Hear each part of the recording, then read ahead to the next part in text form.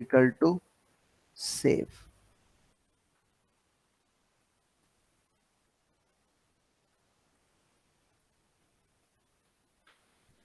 सो यहाँ पे अगर मैं अभी बिना एंट्री के, हमने यहाँ पे रिक्वायर्ड लगा के आए हुए हैं, तो मैं यहाँ पे सेव दबा देता हूँ। ठीक है, तो यू विल फाइंड कोई मेरे को यहाँ पे मैसेज नहीं आया कि आपने इसमें फिल करना कंपलसरी है। यहाँ पे हम एक मैसेज दे देते हैं कि आपने बटन क्लिक कर दिया, बटन क्लिक्ड, ताकि आपको पता चल जाए कि आपके बिना ये रिक्वायर्ड वाला काम नहीं किया। ठीक है, ना मिन मैक्स काम किया है। ठीक है, इसमें भी हम लगा देते हैं कि ये फील्ड भी रिक्वायर्ड है।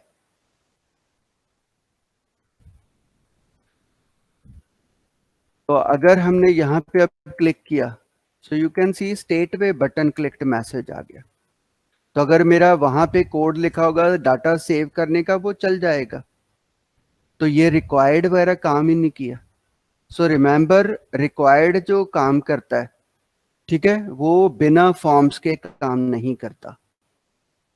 तो first thing you should understand कि ये जब भी लगाना है वैलिडेशन, ये रिक्वायर्ड, ठीक है, ये बैकएंड प्रोग्रामिंग के लिए तो ठीक है, नॉट फ्रंट एंड के लिए। या तो आप क्या करते, यहाँ पे एक फॉर्म बनाते, उसमें कोई एक्शन लिख देते, ठीक है, उसमें कोई मेथड डिफाइन कर देते, ये तो सबने किया होगा। ठीक है, और इसके बाद आप जहां पे बॉडी से पहले इस फॉर्म को बंद कर देते, और बटन का टाइप बटन नहीं होना चाहिए, बटन का टाइप सबमिट होना चाहिए। अगर ऐसा हम सिस्टम कर देंगे, मतलब एक फॉर्म बनाया, फॉर्म के अंदर मैंने फॉर्म को क्लोज कर दिया, उसके अंदर मैंने ये रिक्वायर्ड मिन मैक्स सब लगा दिया। सो अगर हम इसको फिर से रन करें, सो इस टाइम मैं सेव दबाने जा रहा हूं। ठीक है, सो यूल फाइंड जावास्क्रिप्ट फिर भी पहले कॉल हो गया। ठीक है, उसके बाद क्या आया, फिल आउट दिस फील्ड, मतलब आगे तो नहीं जाने दिया, उसने बोला फिल्ड आउट दिस, मतलब पर मेरा जावास्क्रिप्ट पहले काम कर जाती है। ठीक है, बाद में वो मेरे को कह रहा है fill out this field. Got it?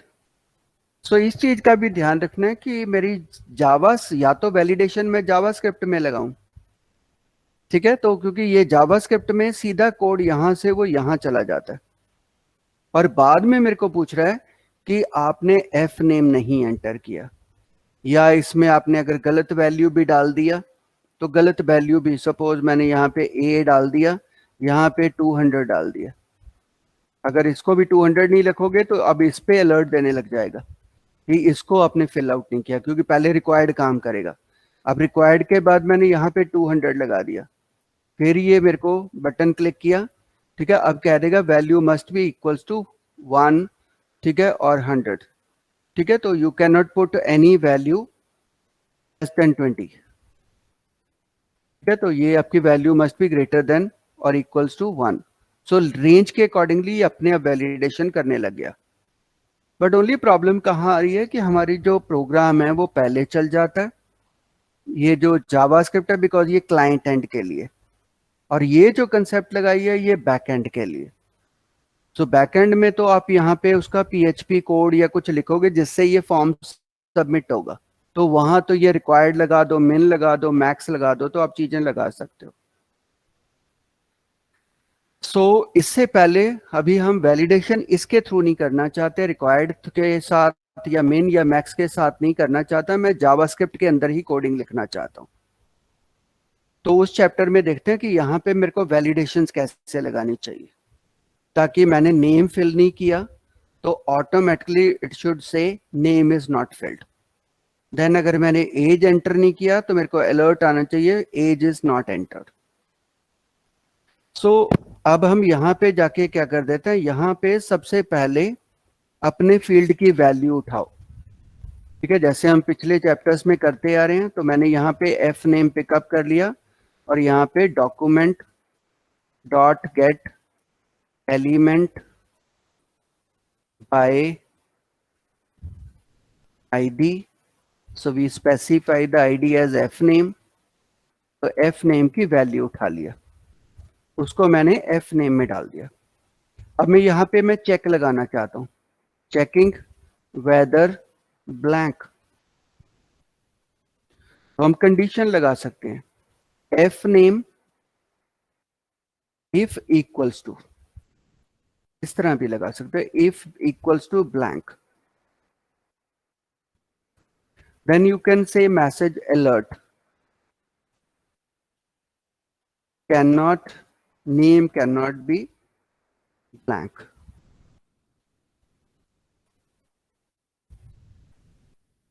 तो अब मैंने यहां पे वर्ड लगा दिया कि अगर यूजर एफ नेम खाली छोड़ के जाए तो मेरे वैलिडेट कोड के पास आएगा, then I given the message alert can not be blank. फिर से मैंने ब्लैंक छोड़ दिया, सेव क्लिक किया, तो उसने दे दिया name can not be blank, और हमने ओके कर दिया। तो अब हमारा वहां पे मैं एंटर कर दूंगा, सो अब उसने नेक्स्ट वैल्यू पे गया, ठीक है। तो अब मेरे पास वो सबमिट हो जाएगा। तो मतलब अगर आप कोई चेक करना चाहते हो जावास्क्रिप्ट के थ्रू कि उसमें ब्लैंक नहीं होना चाहिए, तो you can use this method, ठीक है। एक तरीका ब्लैंक चेक करने का ये है। अब दूसरा, हम एज को चेक करना चाहते हैं, सो आई कैन यूज एज के लिए। सो फिर से एज के लिए हमारे को क्या करना पड़ेगा, you have to say age document dot get element by ID and then we can say age, और उसकी वैल्यू पिकअप करो। एज में जाके हम वैल्यू देखना चाहते हो, ब्लैंक तो नहीं है, तो you can put another way, so you can say age dot length. अगर 0 है मतलब आप उसका टेक्स्ट की रेंज चेक कर लो। अगर ब्लैंक है तो फिर से मैसेज दे दो, alert age can not be blank, इस तरह डिफाइन कर दो। तो एक तरीका है, या तो आप चेक कर रहे हो ब्लैंक के इक्वलेंट या चेक कर रहे हो लेंथ के इक्वलेंट। अब मैंने यहां पे जाके क्लिक किया, उसने कहा name can not be blank, age can not be blank, so we can put here name, then you can see age cannot be blank, so I said 20, then it's okay, clear। so इसमें validation मेरा पास हो गया। अब बहुत सारे हमारे पास यहाँ पे फॉर्म्स होते हैं, बहुत सारे मतलब फील्ड्स होते हैं, तो अगर हर फील्ड के लिए मेरे को अलर्ट मैसेज देगा, सो इट इज इरिटेटिंग। तो do not give alert messages, क्योंकि अलर्ट सही तरीका नहीं है एरर को इंडिकेट करने का जब आप फॉर्म यूज करते हो। सो इसके लिए हमेशा कोई एक डिव बना लो या कोई एरिया बना लो जहां पे यूजर को आपने बताना है क्या क्या चीजें वो खाली छोड़ के आ गया। छोड़ दिया, हमने कहा age can not be left blank. होना क्या चाहिए था, एक बार में ही उसको मैसेज दे दो कि आपके ये चीजें आपने नहीं की, ठीक है। अब इसमें क्या हो सकता है, या तो डिव में लिख दो, ठीक है, या जैसे वो फॉर्म के ऊपर कर रहा है उसका कलर चेंज कर दो। दोनों ऑप्शंस अवेलेबल है, मैं दोनों वेज में यूज करके दिखाता हूं। सो पहले मैं यहाँ पे एक डिव ले लेता हूं, मैं उस डिव को विजिबल कर दूंगा और उसमें मैं अपने सारे मैसेजेस दिखा दूंगा कि आपके ये एरर्स हैं, ठीक है। तो डिफरेंट वेज ऑफ वैलिडेशन हम जावास्क्रिप्ट में यूज करके देखेंगे। So after this input I will put one div, इसका नाम मैंने आईडी दे दिया, this is my ERR messages MSG, error messages ID दे दिया। नाम ऐसा रखो जिसको आप याद कर सको। तो हमने डिव को यहाँ पे क्लोज कर दिया। अब इस डिव के ऊपर हम थोड़ा CSS लगा देते हैं ताकि हमें पता लग जाए कि डिव कहाँ पे है। तो वी विल यूज स्टाइल आगे, और इसमें रेड कलर्स के हमें एरर दिखाई देंगे। अब ये जो चीज है, ठीक है, शुरू में विजिबल नहीं होनी चाहिए, जैसे ही फॉर्म लोड हो विजिबल नहीं होनी चाहिए, तो इसको हम बाद में बंद करेंगे। अभी टेम्पररी पहले मैं एरर मैसेज दिखा दूं। अब करना क्या है एरर मैसेज के लिए, जो आप ये अलर्ट्स में चीजें लिख रहे थे, इसके लिए एक वेरिएबल डिफाइन कर लो।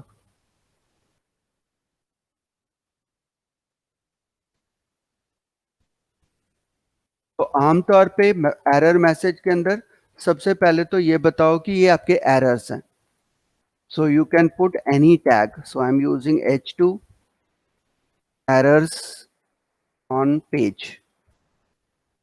H2 मैंने क्लोज कर दिया।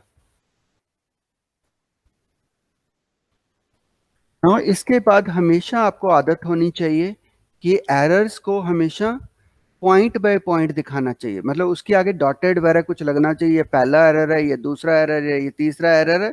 You should always have the concept of unordered list, UL लगा दो। तो हमने क्या किया, मैसेज बनाया, मैसेज में मैंने लिख दिया एरर ऑन द पेज, और उसके बाद मैंने यूएल टैग स्टार्ट कर दिया। अब उसके जब हमारे सारे एरर हम डिस्प्ले कर देंगे, बाद में यूएल बंद हो जाना चाहिए। So you should say message plus equals to, क्योंकि उसके अंदर ही हमने कंकैटिनेट करना है, तो इसलिए मैंने कहा message is equal to message plus. तो लास्ट में जाके हमारा यूएल बंद हो जाना चाहिए। So I have close the UL. तो यहां से मेरा मैसेज वेरिएबल शुरू हो रहा है। उस मैसेज में पहले आपने ये स्टोर किया, फिर मैंने उसके अंदर ये स्टोर कर दिया।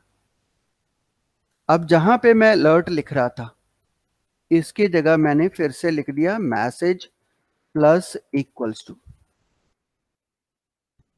और इसके अंदर मैंने LI लगा दिया, show it in LI format. Same way ये जो मैसेज हम दे रहे थे, उसी मैसेज में मैंने कंकैटिनेट कर दिया प्लस इक्वल्स टू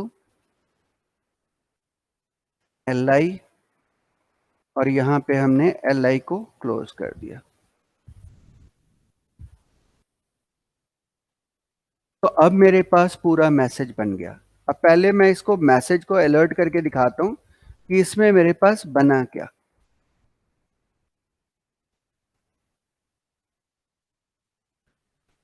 तो अभी हमने इसको रन किया, क्लिक किया, तो यू कैन सी दैट आपके पास क्या बन गया, H2 पहले टैग लगेगा, फिर UL लगेगा, फिर LI टैग लगेगा, फिर एक और LI टैग लगेगा, और उसके बाद UL टैग लग जाएगा। सो ये आपका टोटल मैसेज बनेगा। तो इसको अगर आप HTML पेज पे भेजोगे तो अपने आप टैग के अकॉर्डिंगली आपको इंफॉर्मेशन दिखाई देगी। सो हमने अब इसको दिखाना है हमारे इस मैसेज के अंदर। तो you can leave this and say document dot get element by ID, we can say error message। अब उसका वैल्यू नहीं होता, उसका हमारे पास क्या होता है, inner HTML। So you have to replace the inner HTML of div। तो इसमें किसको रिप्लेस कर दो, जो आपके पास मैसेज था उसको रिप्लेस कर दो। ठीक है, सो मैंने यहाँ पे एरर मैसेज को डिस्प्ले कर दिया, इनर HTML रिप्लेस कर दिया मेरी div का। सो जो पहले मेरे को अलर्ट इरिटेट कर रहे थे, वो अब अलर्ट बंद हो जाएंगे।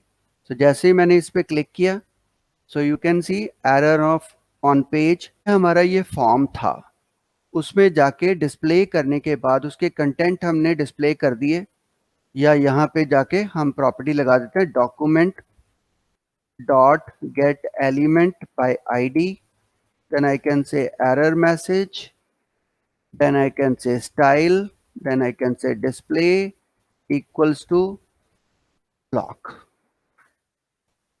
You can say like this block.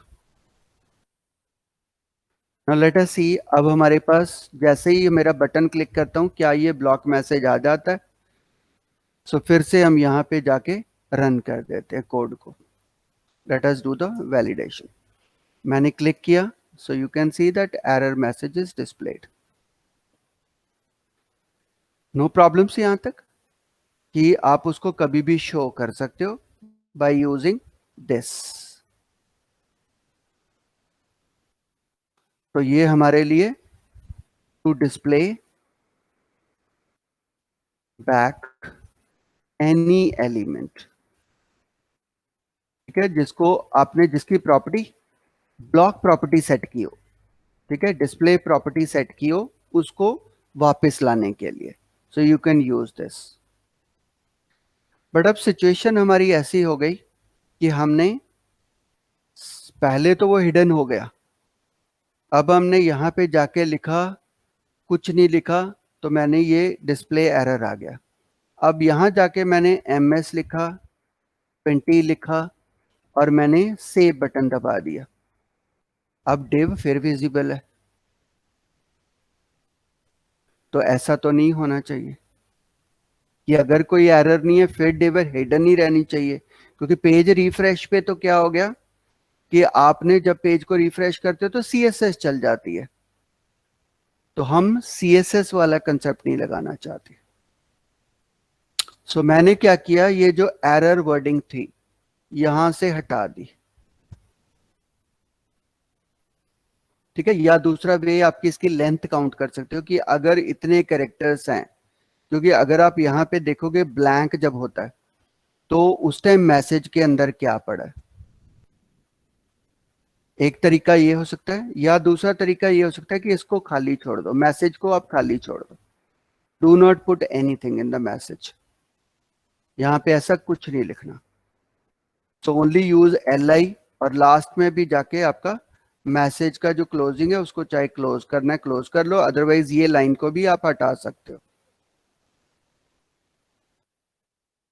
ठीक है। सो अब मैंने क्या किया, मैसेज को पहले ब्लैंक रख लिया, उसके बाद मैंने उसमें li डाल दिया, और फिर मैंने उसको डिस्प्ले कर रहा हूं। सो इफ यू सी, अब क्या होगा, हमारे पास कुछ इस तरह होने लग जाएगा। दो आ गए message, name can not be blank, age can not be blank. So means OL कभी लगाने की हमें जरूरत नहीं पड़ी, उसके बिना भी हमारा काम चल रहा है। अब इसके, अब हमारे पास ये एडवांटेज, इससे क्या फायदा हुआ कि हमारे पास अगर मैसेज ब्लैंक है, क्योंकि अगर वो इस कंडीशंस के अंदर गया नहीं है तो मैसेज ब्लैंक पड़ा है। तो अगर मैसेज ब्लैंक है तो इसको दिखाओ ही मत।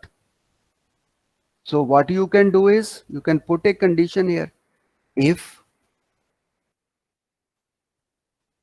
जो आपका मैसेज है इज इक्वल्स टू ब्लैंक, ठीक है, आइदर वी शुड से अगर ब्लैंक नहीं है, ठीक है, फिर क्या करो, ये डॉक्यूमेंट जो है उसको विजिबल कर दो।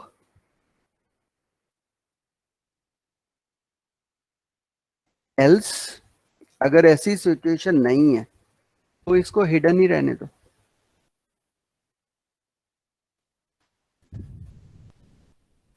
ठीक है, otherwise it should become none. तो अब मैंने यहां पे कह दिया कि अगर एरर मैसेज के अंदर ब्लैंक नहीं है तब तो उसको दिखा दो, अगर वो ब्लैंक पड़ा है तो उसमें मत दिखाओ, मेरे को बॉक्स ही मत दिखाओ।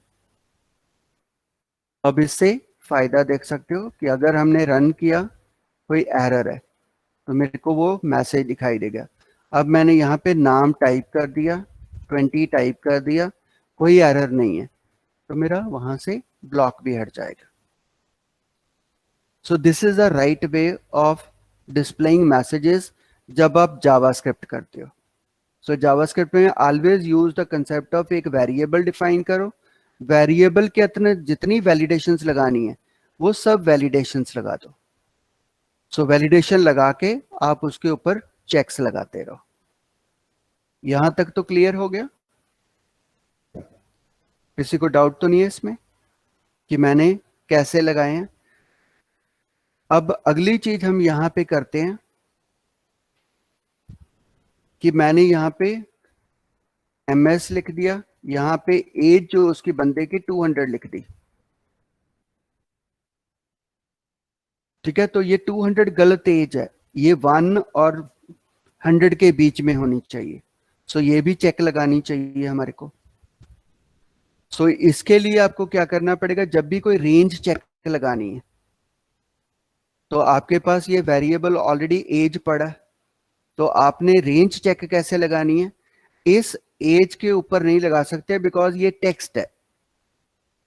सो टेक्स्ट के ऊपर कभी नहीं लगता, रेंज कभी नहीं लगती। So do not use it on text. So पहले एज को कन्वर्ट कर लो,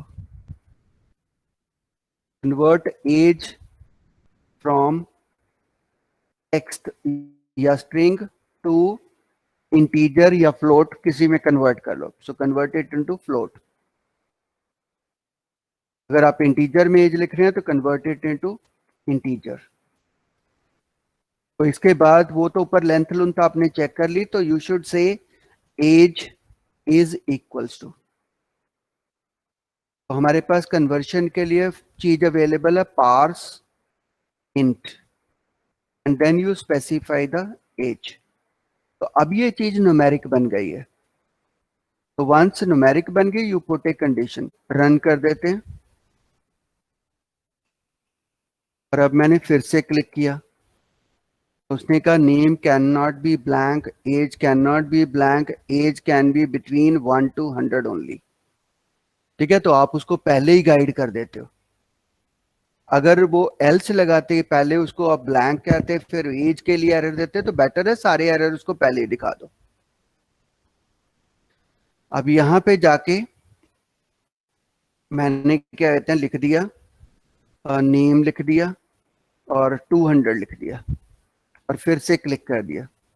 तो उसमें क्या रह गया, age can be between 1 to 100 only. So यहाँ पे जाके हम फिर से चेंज कर देते हैं 56। तो ऑल एरर्स रिमूव्ड। तो कभी भी आपको रेंज वैलिडेशन लगानी है, फॉर्म से वैल्यू उठा के कन्वर्ट इट इनटू पहले इंटीजर, अदरवाइज वो काम नहीं करेगा क्योंकि टेक्स्ट के ऊपर ये कंडीशन नहीं लगती। ये जो डाटा हमारे पास आता है वो टेक्स्ट फॉर्म में आता है, सो टेक्स्ट के ऊपर कभी भी ये कंडीशन नहीं लगेगी। सो एज वैलिडेशन आपने इस तरह लगानी है। अब नेक्स्ट आ गई कि अगर हमारे पास यहां पे अब कोई पर्सन 67 टाइप कर दे और यहां पे तो उसने 20 टाइप कर दिया, अब तो फिर कोई एरर नहीं आएगा। तो मैं चाहता हूं यहां पे जो नेम है, ठीक है, अगर करेक्टर्स नहीं है तो आपको चेक लगानी है। तो यहां पे चेक लगाने के लिए आपके पास मल्टीपल तरीके हैं। तो अगर हम देखें जितना हमने पढ़ा है अभी तक, ठीक है, फॉर लूप्स पढ़े हैं या अभी तक मैंने आगे, क्योंकि हम कहते हैं रेगुलर एक्सप्रेशंस, ठीक है, वो अभी चैप्टर्स हमारे आए ही नहीं है और मेरे को उसके बारे में नॉलेज भी नहीं थी। मैं तो अपनी बेसिक प्रोग्रामिंग के थ्रू यहाँ चेक लगाना चाहता था कि यहाँ पे ओनली क्या कहते हैं करेक्टर्स ही एंटर्ड हो। अगर करेक्टर्स नहीं है तो मैं उसको इमीडिएटली मैसेज दे दूं name should be only characters. So हम यहाँ पे जाके क्या करते हैं, नेम के बाद so I'll put a alert, ठीक है। सो अलर्ट यूज करके आप किसी भी स्ट्रिंग में से आप उसकी करेक्टर वैल्यू उठा सकते हो, मतलब किसी भी, क्योंकि ये स्ट्रिंग है, जो हम एरे कर रहे थे ये एरे है। अगर हम इसमें से कहें ओनली शो मी 0, क्योंकि बहुत सारे नेम के अंदर स्ट्रिंग है, उसका मैंने कहा 0 एलिमेंट दिखाओ।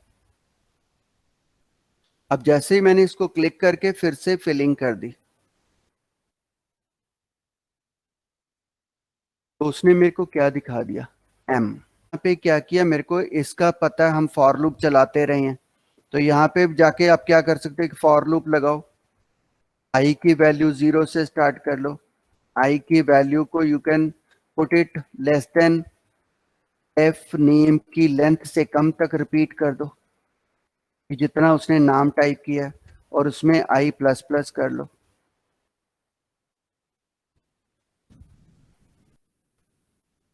तो ये हमारे पास आ जाएगा। उसके बाद हमने कंडीशन लगा दी है कि if F name dot character eight, क्योंकि अभी अभी हमने सिंटेक्स पढ़ा कि हमारे पास फंक्शन है करेक्टर कोड एट, ठीक है, तो ये फंक्शन हम यूज कर लेते हैं।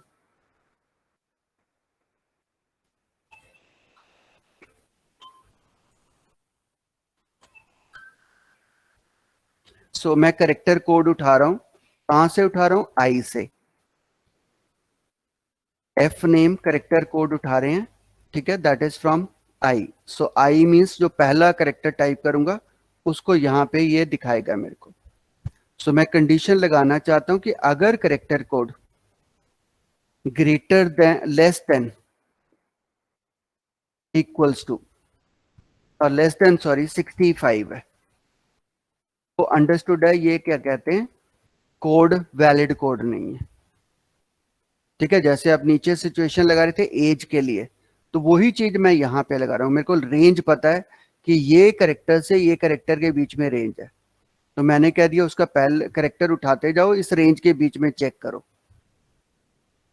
ठीक है, एंड फिर से हम कह सकते हैं कि करेक्टर कोड अगर 90 से बाहर है तो ऐसे भी लगा सकते हो, अगर वो ग्रेटर देन 90 है, ठीक है, तो वही हो गया जैसा आपने एज में कहा था 1 से लेके 100, तो इसके अंदर भी चाहे कंडीशन वो नॉर्मली रख लो कि अगर वो 65 से लेके लेस देन इक्वल्स टू 90 नहीं है तो नॉट लगा दो इसके आगे भी।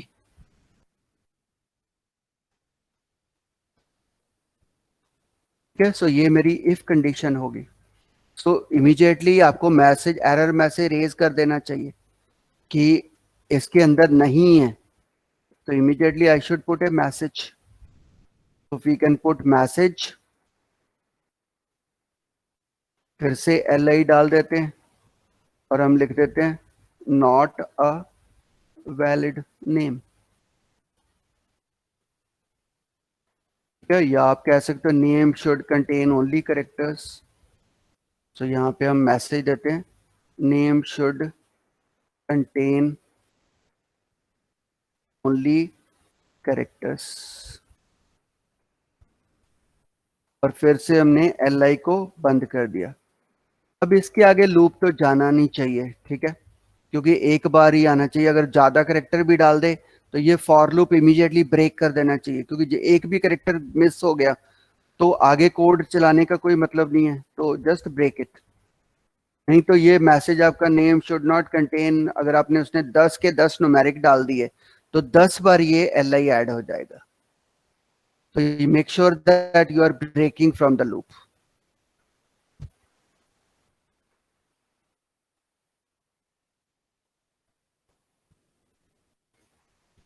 अब मैंने यहाँ पे क्लिक किया तो उसने वो कह दिया name can not be blank, age can not be blank, age should be within this, क्योंकि अभी लेंथ ही आनी थी तो मेरा फॉर लूप चलेगा ही नहीं। सो अब मैंने यहाँ पे एम एस लिख दिया, 20 लिख दिया, सब कुछ वैलिड है। ठीक है, सो उसने क्या कह दिया, name should contain only characters.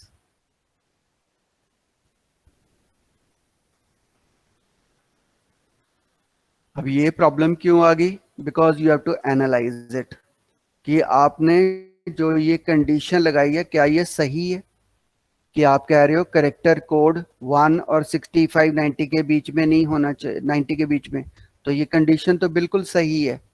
But जो मैंने एंट्री डाली है वो एंट्री क्या डाली है, स्मॉल एम डाला हुआ है, स्मॉल एस डाला हुआ है। सो स्मॉल एम की वैल्यू 65 और 90 के बीच में नहीं होती। ठीक है, उसकी वैल्यू स्टार्ट होती है 97 से। चेक ये हटानी चाहिए कि कैपिटल स्मॉल का कोई फर्क नहीं पड़ना चाहिए। तो you should convert, rather than ये पूरी नई लाइन लिखने की जगह पे जो आपके पास एफ नेम आया है इसको कैपिटल में कन्वर्ट कर दो। तो ये हमने स्ट्रिंग फंक्शंस में पढ़ा हुआ है कि हम कैसे इसको कैपिटल में कन्वर्ट कर सकते हैं। Converting F name to upper case, I can say f name should be equals to f name to upper case. Use this method. So you can convert it to upper case. So अगर फिर से अब हम run करके देखें, हम अब small में लिख रहे हैं, 20 लिख रहे हैं, सेव कर देते हैं, यू विल फाइंड इस बार कोई मैसेज नहीं आया। ठीक है, तो डाटा इज वैलिडेटेड। बट जैसे ही मैं इसमें 1 डाल दूंगा, ठीक है, so it says name should contain only characters. So इस वे में आप वैलिडेशंस लगा सकते हो अपने फॉर्म के ऊपर कि यहाँ पे ओनली करेक्टर्स होने चाहिए। यहाँ पे तो न्यूमेरिक आप लगा देते हो तो अंडरस्टूड है, यहाँ तो कुछ मैं दूसरा टाइप ही नहीं कर सकता। ठीक है, तो इसमें तो हमारे पास एज कैन बी बिटवीन वो ऑलरेडी हमने चेक लगा दिया। तो ये दो चीजों पे तो हम इस तरह चेक लगा देते हैं। अब इसके बाद थर्ड चीज आ जाती है मेरे पास ईमेल्स, जो कि हमारे पास उस पे भी चेक लगानी पड़ती है।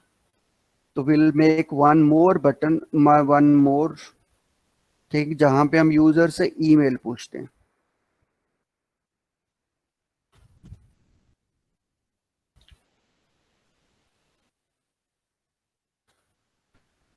So I'll use the word email, इसका टाइप ईमेल ही लिख देते हैं। ठीक है, अगर टाइप हमारे को ईमेल नहीं भी लिखा, मैं टेक्स्ट लिख देता हूँ। ठीक है, सो आजकल तो वो आपके पास फॉर्म्स के ऊपर वैलिडेशन है, तो आप ईमेल को, अब यहाँ पे हम ईमेल लगा देते हैं।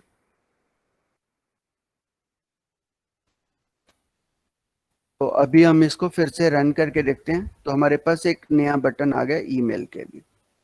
अब यहाँ पे मैं ए लिख के चला जाता हूँ, यहाँ पे भी जो चाहिए वो लिख देता हूँ। You can C still it is not giving me error. ठीक है, अगर फॉर्म का सबमिशन होगा तो ये मेरे को चेक कर देगा कि आपने ईमेल वैलिड नहीं लगाई, क्योंकि आपने यहाँ पे उसका टाइप ईमेल लिखा हुआ है, तो मीन्स उसके लिए सबमिशन बटन जरूरी है। बट हम तो क्लाइंट एंड पे चेक करना चाहते हैं। सो यहाँ पे अब बहुत सारी कंडीशंस लगानी पड़ती हैं हमारे को। ठीक है, कि ईमेल के अंदर कम से कम उसने @ एक बार होना चाहिए। ठीक है, तो जैसे अभी आपने ये चीज लगा रहे थे, यही चीज हमारे को ईमेल्स के लिए लगाना पड़ता है। ठीक है, कि कौन कौन सी चीजें उसमें जरूरी हैं, हम वो चेक करना शुरू कर देते हैं। ठीक है, so I have to search for character, कि पर्टिकुलर कैरेक्टर है या नहीं है। तो हम यहाँ पे जाके, हमारे पास स्ट्रिंग फंक्शन अवेलेबल है जिसमें से हम ढूंढ सकते हैं कि उसके अंदर कैरेक्टर अवेलेबल है वो या नहीं अवेलेबल। ठीक है, तो यहीं पे स्ट्रिंग मेथड्स अवेलेबल हैं, सो जिसके अंदर आप ढूंढ सकते हो कि उसमें कैरेक्टर ये पर्टिकुलर है या नहीं है। So if you go above,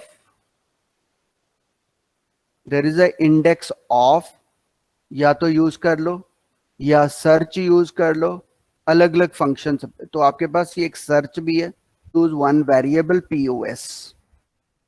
ठीक है, पोजीशन ढूंढ रहा हूं, तो मेरे को ईमेल के अंदर चेक करना है index of. So index of जिस करेक्टर को आप ढूंढना चाहते हो, दे दो कोई,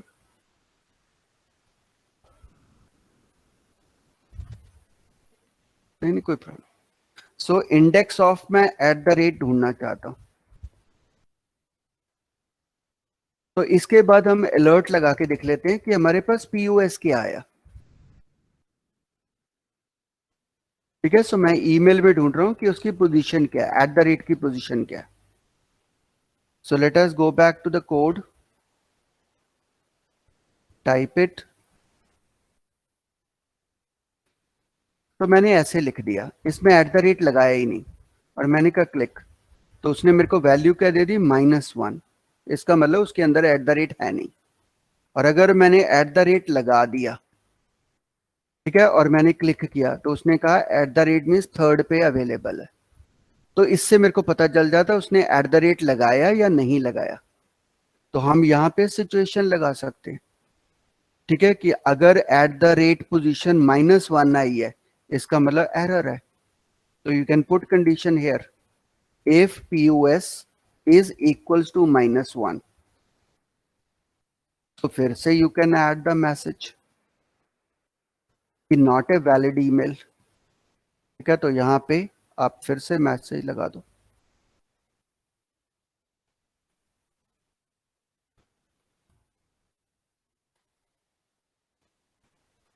तो I can say not a valid email. मैंने अकेला @ को चेक किया। ठीक है, तो उतनी सिचुएशंस लगानी पड़ेंगी मेरे को कि कौन कौन सी चीजें मैंने वैलिडेट करनी है। वो बाद में हम फॉर लूप में चेक कर लेते हैं कि ये करेक्टर्स आए या नहीं। सो S लगाया, 20 लगाया, अब मैंने AA लिख दिया, ओके कर दिया। सो उसने कहा नॉट ए वैलिड ईमेल। अब मैंने इसमें @ लगा दिया, और क्लिक कर दिया। ठीक है, तो अब उसने कह दिया क्योंकि एट द रेट उसमें अवेलेबल है। ठीक है, तो ऐसे जो जो ईमेल के हमारे फंडामेंटल्स हैं हम उसमें लगा देते हैं। अब मेरे को मालूम है एक डॉट होना चाहिए, तो we will put another condition here. ये फिर से हम चेक कर लेंगे। ये एरे में डाल वैल्यू डाल के हम उसको बार बार ये वैल्यूज को कंपेयर कर सकते हैं। अभी तो मैं जस्ट एग्जाम्पल के लिए समझा रहा हूँ। तो आप इसको एरे में ये वैल्यू स्टोर कर लो, कौन कौन सी चीजों को चेक करना है। तो अगर मैं पॉइंट को चेक कर रहा हूँ, अगर डॉट नहीं है तो अंडरस्टूड है वो वैलिड ईमेल नहीं है। तो अब आपने यहाँ पे कुछ भी लिख दिया, यहाँ पे ए लिख दिया, अब एट द रेट तो आपने लगा दिया, ठीक है, बट डॉट नहीं लगाया। तो अभी आपने क्लिक करके देखा तब भी वो कह देगा नॉट ए ईमेल। तो अभी यहाँ पे डॉट भी होना चाहिए। तो अभी मैंने क्लिक किया तो डॉट है, तो मीन्स वैलिड ईमेल है। तो मतलब बहुत सारे फॉर्मूले बनाने पड़ते हैं। ठीक है, अभी 2 बार एट द रेट भी नहीं होना चाहिए क्योंकि वो भी इनवैलिड हो जाएगा। हमारा ईमेल कभी ऐसा नहीं होता। बट इसने अब क्या करना है, इसको भी इसने क्या कर दिया, नॉट है वैलिड, क्योंकि वो तो डॉट के कारण कहा तो मैंने डॉट लगा दिया। अब इसको भी वो तो वैलिड मान रहा है, तो 2 एट द रेट भी नहीं होने चाहिए। ठीक है, तो ये भी चेक करना है कि 2 एट द रेट तो नहीं लगे, 2 डॉट भी, 2 डॉट तो होते हैं, 2 एट द रेट नहीं होते। तो आप क्या कर सकते हो, एक पोजीशन आपके पास ये आ गई, पीओएस आ गई, ठीक है, उसका एट द रेट उठा लिया। अब एक पीओएस और उठा लो at the rate, last index से उठा लो। ठीक है, तो हम यहाँ पे इंडेक्स ऑफ लिखते हैं, इसकी जगह पे you can use last index of.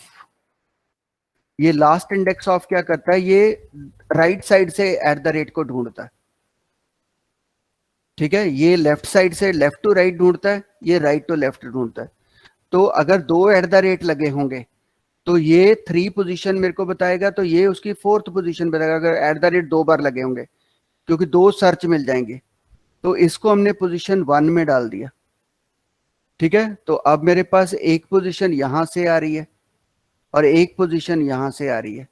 तो मैं कंपेयर कर सकता हूं, अगर दोनों पोजीशन सिमिलर है तब तो एरर नहीं है। अगर दोनों सिमिलर नहीं है, ठीक है, नॉट इक्वल्स टू POS1 ऐसा हो जाए, क्योंकि एक अभी मैं करके दिखाता हूं इसका मीनिंग क्या बना। तो मैंने 2 एट द रेट ढूंढे हैं, एक लेफ्ट साइड से एरर ढूंढ रहा हूँ कि कहाँ पे एट द रेट पड़ा, एक सिंटेक्स में टेक्स्ट में ढूंढ रहा हूँ कि राइट से देखो कि एट द रेट तो नहीं पड़ा, तो दोनों का इंडेक्स आएगा। तो मैंने कहा अगर पहले की पोजीशन और दूसरे की पोजीशन अगर इक्वल्स नहीं है, इसका मतलब उसमें 2 हैं या 2 से ज्यादा भी हो सकते हैं, तब भी वो नॉट ए वैलिड इनपुट है। तो we can go back, search it here, let us put AA1। अब मैंने देखो AA डाल दिया और इसमें एक डॉट भी डाल देता हूं, एक एट द रेट डाल दिया, एट द रेट। अब ये क्या करेगा, जो इंडेक्स ऑफ है वो लेफ्ट से सर्च मारेगा, तो उसको 0 1 2 3rd पोजीशन मिलेगी। ठीक है, जो राइट से सर्च मारेगा उसको 0 1 2 3 4 वाली पोजीशन मिलेगी, ये वाली पोजीशन मिलेगी। ठीक है, तो एक ये पोजीशन आ गई, एक मेरे पास ये पोजीशन आ गई। तो जैसे ही आप क्लिक करोगे उसने फिर कह देना नॉट ए वैलिड इनपुट। ठीक है, तो अगर मैं एक एट द रेट हटा देता हूं, तो चाहे अब लेफ्ट टू राइट सर्च मारे चाहे राइट टू लेफ्ट सर्च मारे, दोनों की पोजीशन सेम होगी, तो वो कह देगा नॉर्मल आपका ईमेल। ठीक है, तो ऐसे हम चेक कर लेते हैं जावास्क्रिप्ट यूज करके कि वो वैलिड हमारे पास इनपुट है या नहीं इनपुट। ठीक है, तो ये सिंटेक्स के थ्रू आप वैलिडेशंस करते हो। ठीक है, तो ये एक्चुअली ओरिजिनल वे है हमारा, जब हम जावास्क्रिप्ट यूज करके क्लाइंट एंड पे वैलिडेशंस लगाते हैं। किसी को डाउट इसमें कि वैलिडेशंस रूल्स, तो ये जो रूल्स लगाने हैं वो तो चाहे गूगल सर्च कर लो, गूगल में how to validate email using JavaScript पूरा कोड बना मिल जाता है, बट उसका लॉजिक मेरे को पता होना चाहिए कि वो लॉजिक क्या है। ठीक है, अब ये भी हो सकता है कि एट द रेट सबसे एंड में नहीं होना चाहिए, ये भी चेक होती है कि एट द रेट कभी एंड में नहीं होता ईमेल में। तो अब ये भी चेक लगाना चाहता हूं कि वो लास्ट में अगर एट द रेट आया, ठीक है, तो भी वो इनवैलिड है। सो अब हम यहां पे ये देखते हैं कि इसका इंडेक्स मेरे को मिल गया। सो मैं इसके बाद एक वैलिडेशन, ये तो हो गया, let me write it also कि यहाँ पे मैं क्या वैलिडेट कर रहा हूँ. So checking for more than 1 at the rate, ये उसके लिए चेक कर रहा हूँ. अब इसके बाद मैं checking at the rate should not be at end. And पे भी नहीं होना चाहिए, वो भी गलत हो जाएगा. सो अभी आपके पास पीओएस भी अवेलेबल है, POS1 भी अवेलेबल है, दोनों में से किसी को यूज कर लो. सो यहाँ पे कंडीशन लगा दो, अगर पीओएस, ठीक है, आपका टोटल टेक्स्ट की लेंथ -1 है, टोटल लेंथ से एक कम है, उस इंडेक्स पे पड़ा है, इसका मतलब वो बिल्कुल लास्ट में पड़ा है. तो इफ आई से कि आपका जो ईमेल है उसकी जो लेंथ है, लेंथ तो मेरे को टोटल कैरेक्टर बताएगी -1, क्योंकि ये इंडेक्स है उसका. तो अगर ऐसा है तो इसका मतलब वो भी इनवैलिड है. ठीक है, तो यहां पे हम डाल देते हैं invalid because at the rate can not be at end. ठीक है, तो ताकि मेरे को एरर मैसेज से ही पता चल जाए कौन सा एरर क्लिक किया. तो हमने क्या किया, पोजीशन ढूंढा, अगर वो मेरी टोटल लेंथ के बराबर है, टोटल लेंथ में से एक कम करके दोनों इंडेक्स बराबर हैं, ठीक है, तो इसका मतलब वो एरर है. तो अभी हम इसको रन करके देख लेते हैं यहाँ पे. तो लेट मी टाइप AA1, मैंने यहाँ पे 1 2 डॉट लगाया, 3 लगा दिया. ठीक है, सो अब ऐड, मेरी टोटल लेंथ कितनी है 4, ठीक है, उसमें से एक कम कर दिया तो ये 3 हो गया. तो इसका मतलब मेरा इंडेक्स क्या होगा, 0 1 2 3. तो इंडेक्स भी 3 है और जो मेरी टोटल है वो, इसका मतलब एट द रेट एंड पे चला गया. सो अभी जैसे ही लगाओगे not valid because at the rate can not be at end. ठीक है, इसके बाद अगर मैं कुछ लिख देता हूं कॉम, ठीक है, तो इसका मतलब वो एंड पे नहीं है, तो अभी इमीडिएटली हमारा एरर हट जाएगा. ठीक है, तो ये चीज वैलिडेशन लगा दो. अब एट द रेट से स्टार्ट भी नहीं हो सकता, तो उसके लिए भी चेक लगा दो. ठीक है, यहीं पे लगा दो कंडीशन और, ठीक है, POS अगर इक्वल्स टू 0 है, ठीक है, अगर पोजीशन इक्वल्स टू 0 है तो आप कह सकते हो कि, ठीक है, कैन नॉट बी एंड, हम नॉट वैलिड को हटा देते हैं, let us say email error.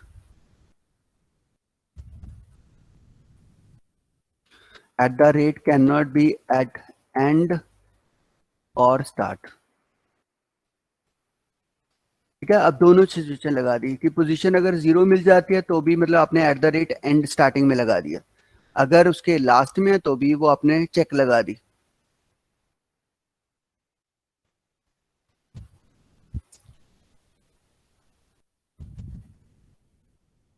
तो अब मैंने एट द रेट बिल्कुल स्टार्टिंग में लगा दिया.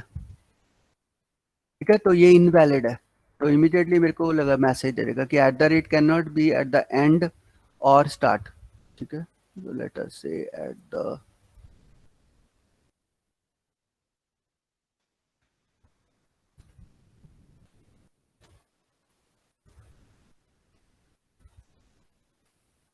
ऐसा लगा देते हैं, तब वो कह देगा इनवैलिड है. तो अगर आप इसको उठा के लास्ट में भी लेके जाओगे, ठीक है, तब भी वो इनवैलिड है. ठीक है, तो इससे आपको चेक लग जाती है. अगर इसको मिडल में कहीं इसके बाद भी आप ABC लगा देते हो, अब ये वैलिड है. तो इस तरह आप सारी चेक्स लगा देते हो कि जो जो पता है कि ईमेल के ऊपर ये वैलिडेशन है. बट आजकल रेडीमेड हमारे पास ये बने हुए हैं, इसलिए उतनी चेक्स लगानी नहीं पड़ती. ठीक है, बट कई कंपनीज में आपको ये लॉजिक बिल्डअप करने पड़ते हैं. आपको बोला जाता है कि मेरे को ये चेक्स चाहिए, तो आपको पता होना चाहिए कि हम जावास्क्रिप्ट से सब कुछ कर सकते हैं, पूरा का पूरा अपना कोड तैयार कर सकते हैं. ठीक है, तो अभी आप क्या करना है, ऐसे ही चेक लगा के देखनी है कि नेम चेक लगानी है, एज चेक लगानी है, ईमेल के ऊपर चेक लगानी है, और भी सोच सकते हो कि ये नहीं होना चाहिए, ये नहीं होना चाहिए, तो उतने फंक्शंस देख लेने हैं, उसके अकॉर्डिंगली लगाओ. अदरवाइज तो हमारे पास अभी बनी बनाई आजकल रेगुलर एक्सप्रेशंस पड़ी हैं। इसको जैसे ही मैं लगा देता हूं इसके अंदर सब कुछ वैलिडेट हो जाता है, बट ये किसी ने हमारे को बना के दिया, ठीक है, तो वो प्रोग्रामर है कोई, उसमें हम ये नहीं कह सकते ये प्योर जावास्क्रिप्ट है, ये तो हमें ऑब्जेक्ट बना दी किसी ने, बनी बनाई चीज को हम यूज करेंगे। सॉरी। सो वो चीजें हमारे को वैलिडेशन पता हो कि फॉर्म वैलिडेशंस कैसे लगाते हैं जावास्क्रिप्ट में। आज के लेक्चर से कोई डाउट? लेट मी पहले स्टॉप द रिकॉर्डिंग।